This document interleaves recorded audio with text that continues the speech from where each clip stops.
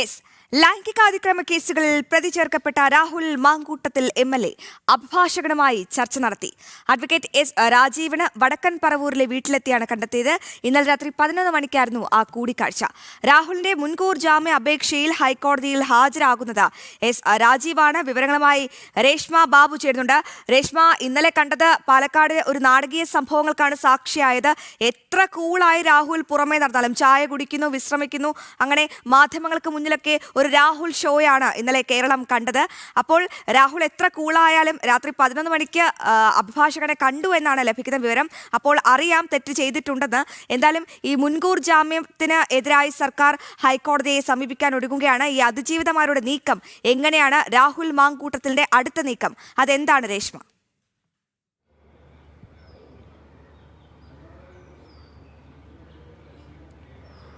അശ്വതി, രണ്ടാഴ്ചത്തെ ഒളിവ് ജീവിതത്തിന് ശേഷം ഇന്നലെയാണ് പാലക്കാട് വോട്ട് ചെയ്യാനായിട്ട് രാഹുൽ മാങ്കൂട്ടത്തിലെത്തി. അതിനുശേഷം പിന്നീട് അദ്ദേഹം എത്തിയിട്ടുള്ളത് കൊച്ചിയിലേക്കാണ്. കൊച്ചിയിൽ രാത്രി 11 മണിയോടുകൂടി വന്ന് അദ്ദേഹത്തിൻ്റെ അഭിഭാഷകനായിട്ടുള്ള S. രാജീവിനെ കണ്ട് ചില ചർച്ചകൾ നടത്തിയെന്നാണ് ഈ ഘട്ടത്തിൽ പുറത്തുവരുന്ന ഏറ്റവും സുപ്രധാനമായിട്ടുള്ള വിവരം. അതായത് ഈ മുൻകൂർ ജാമ്യ ഹർജിയുമായി ബന്ധപ്പെട്ടുള്ള ചർച്ചകളാണ് നടത്തിയിട്ടുള്ളത്. മുൻകൂർ ജാമ്യ ഹർജി അതുമായി ബന്ധപ്പെട്ടുള്ള കാര്യങ്ങളൊക്കെ തന്നെ നോക്കുന്നത്, അതിനുവേണ്ടി ഹാജരാകുന്നതും S. രാജീവാണ്. രാജീവിന്റെ വടക്കൻ പറവൂരിലെ വീട്ടിലെത്തിയാണ് രാഹുൽ മാങ്കൂട്ടത്തിൽ ഇന്നലെ രാത്രി 11 മണിക്ക് അദ്ദേഹത്തെ കണ്ട് കാര്യങ്ങളൊക്കെ തന്നെ സംസാരിച്ചിട്ടുള്ളത്. അതിനിടയിൽ തന്നെ ഈ രാഹുൽ മാങ്കൂട്ടത്തിന് സെഷൻസ് കോടതി രണ്ടാമത്തെ ബലാത്സംഗ കേസിൽ നൽകിയിട്ടുള്ള മുൻകൂർ ജാമ്യം റദ്ദാക്കണമെന്നാവശ്യപ്പെട്ടുകൊണ്ട് പ്രോസിക്യൂഷൻ, അതായത് സംസ്ഥാന സർക്കാർ ഹൈക്കോടതിയിൽ അപ്പീൽ സമർപ്പിച്ചിട്ടുണ്ട്. ഈ അപ്പീൽ ഇന്ന് വന്നേക്കുമെന്നുള്ള സൂചനകൾ കൂടി പുറത്തു വരുന്നുണ്ട്. അതുകൊണ്ട് തന്നെ ഈ അപ്പീലുമായി ബന്ധപ്പെട്ടുള്ള കാര്യങ്ങളടക്കം സംസാരിച്ചിട്ടുണ്ടെന്നാണ് നമുക്ക് കിട്ടിയിട്ടുള്ള വിവരം. മാത്രവുമല്ല, ഈ മുൻകൂർ ജാമ്യാപേക്ഷ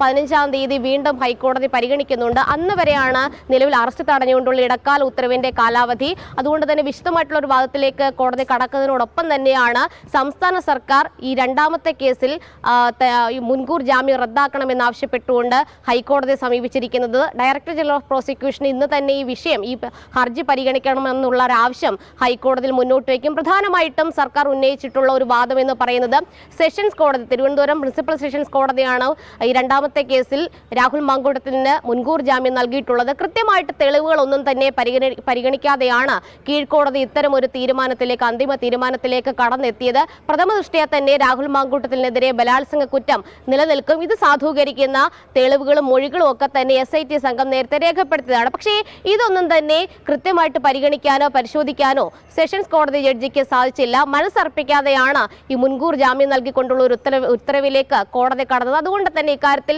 ഒരു പുനഃപരിശോധന, അതായത് ഈ മുൻകൂർ ജാമ്യം റദ്ദാക്കിക്കൊണ്ടുള്ള ഇനി രാഹുൽ മാങ്കൂട്ടത്തിന്റെ അടുത്ത നീക്കം. അന്വേഷണ സംഘത്തിനും 2 മുറ മുന്നെയാണ് രാഹുൽ മാങ്കൂട്ടം ഇപ്പോൾ സഞ്ചരിക്കുന്നത്. ഇപ്പോഴല്ല, നേരത്തെയും